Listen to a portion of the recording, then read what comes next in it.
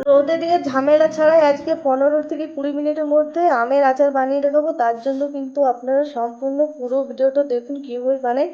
আর যেরকমভাবে বানাবো সেরকমভাবে যদি আপনারা এই আচারটা বানান তাহলে সারা বছর সংরক্ষণ করে রাখতে পারবেন, কিছুই হবে না।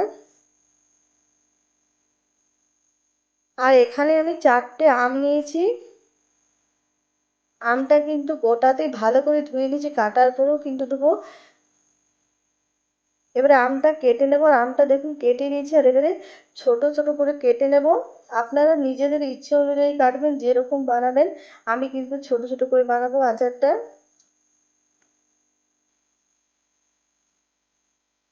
ছোট ছোট করে এই জন্যই বানাচ্ছি, বাচ্চারা আছে, বাচ্চারা বড় বড় আচার নিয়ে নেবে আর খেতে পারে না, তার জন্য এরকম ছোট ছোট বানালে কিন্তু আচারটা নষ্ট হবে না। আর দেখুন আমটা কাটার পর সঙ্গে সঙ্গেই কিন্তু জলের মধ্যে দিয়ে দিলাম, যাতে না কালো হয়ে যায়।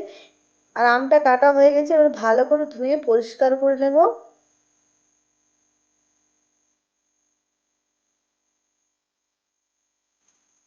ভালো করে আমটা ধুয়ে নিয়েছি, এবারে একটা কাপড় দিয়ে দিয়েছি রোদের মধ্যে, আর এই কাপড়ের মধ্যে আমটা দিয়ে দিলাম।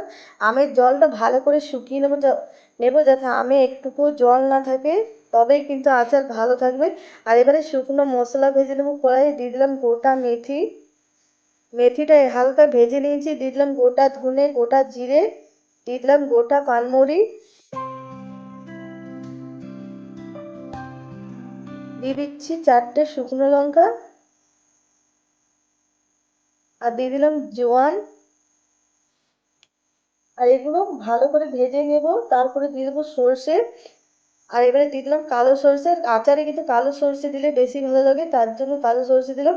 আর মশলাগুলো কিন্তু খুবই সুন্দর ভাজা হয়ে গেছে। এবার একটা প্লেটের মধ্যে ঢেলে দিলাম, আর এটা গুঁড়ো করে নেবো।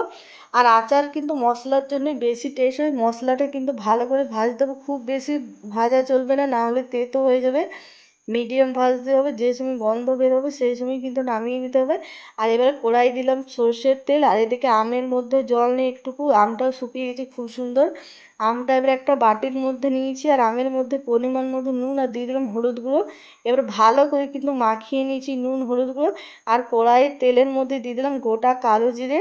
আর নুনটা কিন্তু বেশি পরিমাণে দিতে হবে, তাহলে আচারটা ভালো থাকবে আর খেতেও ভালো লাগবে। আর টকের মধ্যে তো একটু নুন বেশিই লাগে। এবার আমটা তেলের মধ্যে দিয়ে ভালো করে নেড়ে চেড়ে নিয়ে নেবো যতক্ষণ না আমটা সেদ্ধ হয়। আর এর মধ্যে কিছু পাকা লঙ্কা দিয়ে দিলাম।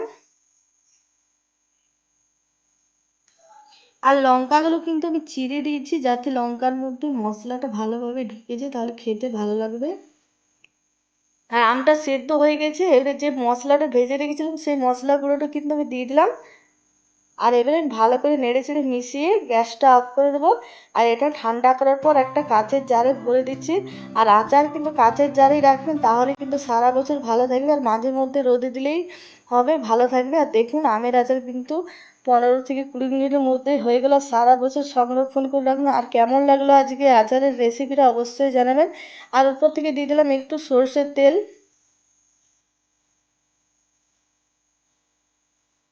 আর দেখুন কত তাড়াতাড়ি হয়ে গেল আমের আচার। কমেন্টে নিশ্চয়ই জানাবেন কেমন হয়েছে আমের আচারের রেসিপিটা। আর যারা নতুন দেখছেন তারা অবশ্যই আমার চ্যানেলটা সাবস্ক্রাইব করবেন, পাশে থাকবেন। আর আম থাকতে থাকতে আপনারাও কিন্তু এইরকম সহজভাবে আমের আচারটা বানিয়ে নিন।